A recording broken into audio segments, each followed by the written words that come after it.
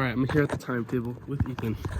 I try to not interrupt him. But I'm gonna talk to him and put the video down. Get this real quick. Thought thinking. So here at the timetable, this is where Ethan journal every single morning. Sorry, Ethan, to be talking so much. Dude, no, I'm drawing. All right, bet.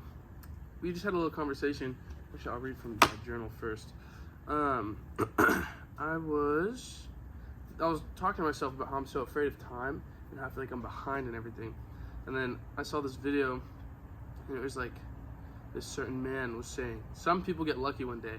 If you never take a day off, you won't miss your chance. And I was butchering it, but that's basically what he said. And I told that to Ethan.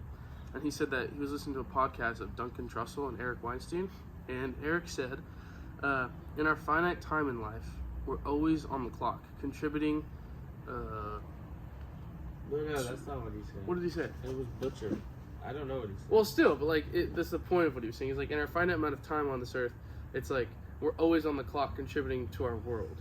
And then it's butchered, but that's basically the premise of what he was saying.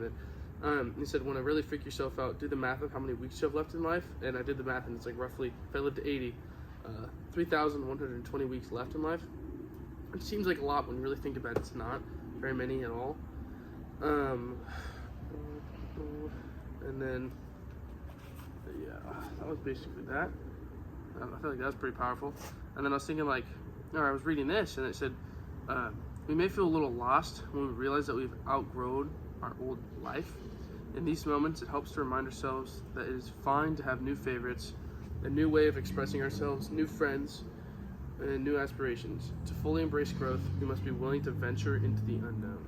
And it's kind of just like life in general. And it's like,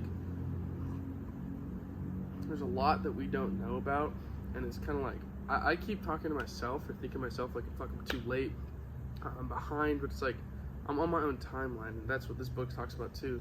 It's called The Way Forward, and it's like, it talks about, like, be on your own timeline, be comfortable in your own skin, and it's like, just take your time, because it's like, you're not other people. Morning, Frank.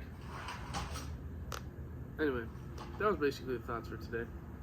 I had one more, but I forgot what it was. Do this real quick.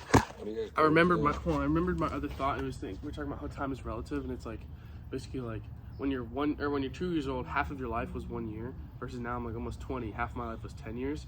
So it's like that 1 year when you're 2 years old is like all you've ever known, but then 10 years, like technically it's the same amount of time in like percentage.